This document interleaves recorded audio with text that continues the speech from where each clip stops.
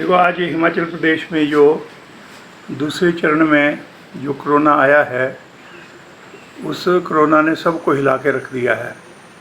अब ग्रामीण क्षेत्रों में जो है वो मौतें होनी शुरू हुई है, और ग्रामीण क्षेत्रों में जो है वो इसका ज़्यादा, मैं कहूँगा कि कहर जो है वो ज़्यादा आया है। उसमें मैं कहूँगा कि कुछ गलतियाँ लोगों की भी है। लोगों को अपनी बीमारी को छुपाना नहीं चाहिए। कुछ लोग जो है वो कहीं पे पब्लिक मीटिंग में चले गए, तो वहाँ से जितने लोग गए वो कोरोना पॉजिटिव आ गए। उसमें भी जो है ना, पॉलिटिकल जो हमारी पार्टीज़ हैं उनको भी थोड़ा सब्र रखना चाहिए कि जो बीमारी बढ़ रही है तो इस प्रकार के कार्यक्रम आप न रखें जिससे ये ज़्यादा फैले।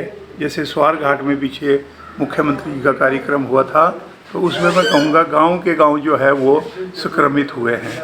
ऐसे मैं ये कहना चाहूँगा कि अब अगर देखा जाए तो कुछ लोग जो है वो जो हरिद्वार चले गए महाकुंभ के लिए, कोई और जगह चले गए, कोई पितरों की शांति के लिए चले गए। भाई, आज वो उसका समय नहीं है। आप कृपया करके जो है वो जो सरकार की, मैं कहना चाहूँगा, जो निवेदन सरकार की तरफ से हुआ है और जो सरकार ने आदेश किए हैं उसका पालन हम लोगों को करना चाहिए, ताकि हमारे परिवार का और हमारा जो है वो उससे जो है वो इस बीमारी से जो है वो छुटकारा हो और जो बीमारी है वो ना फैले। आज मैं इतना कहना चाहूँगा कि आज की तारीख में भी जिस ढंग से काम आगे चलना चाहिए वो आज नहीं हो रहा है। सरकार में बैठे हुए लोग हमारे कहे को कोई ये ना सोचे कि हम कोई उनका विरोध कर रहे हैं या हम कटाक्ष कर रहे हैं। हम सुधार के लिए जो है कह रहे हैं कि सरकार को कदम इसके लिए उठाए जाने चाहिए। और आज की तारीख में जो हिंदुस्तान में मारोमारी पड़ी हुई है कि जी कहीं पे जो है ना ऑक्सीजन नहीं मिल रही है, कहीं पे इंजेक्शन पूरे नहीं हो रहा है। सरकार ने पहले फैसला किया कि पहली तारीख से जो है वो 18 और 45 साल के बीच में जो युवक हैं उनको जो है वो इंजेक्शन लगाने हैं, लेकिन फिर टाल दिए इसलिए गए।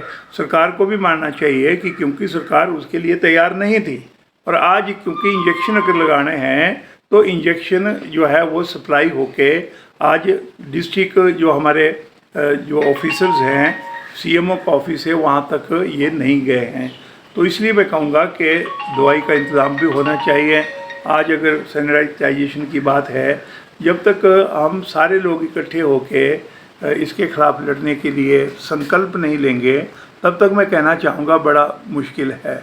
जो लोग मैं कहूँगा हमारे से बिछड़ गए हैं, कई परिवार जो है वो उजड़ गए हैं, मेरा भगवान से प्रार्थना ये है कि उनको जो है वो उन आत्माओं को शांति भी दे और परिवारों को जो है वो इस बड़े सदमे को सहन करने की जो है वो क्षमता भी दे।